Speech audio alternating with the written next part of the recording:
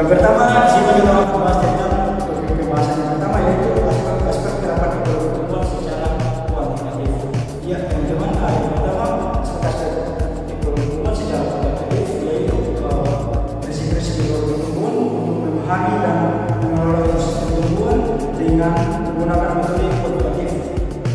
Itu adalah pengertian dari aspek pertumbuhan secara kuantitatif. Namun kuantitatif ini juga terbagi atas tiga pertumbuhan secara kuantitatif. Yang pertama pertumbuhan, yang kedua pertumbuhan, dan yang ketiga analisis data. Kita lihat yang pertama pertumbuhan. Dia teman-teman pertumbuhan ini juga terbagi atas lima bagian. Yang pertama ada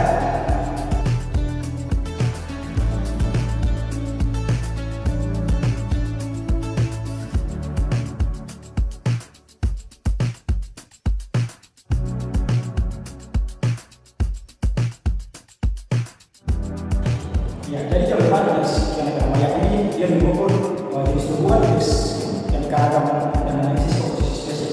Yang berikut kita membahas yang populasi ini, yang mengukur populasi tumbuhan dalam waktu termasuk populasi tumbuhan, moralitas dan reproduksi.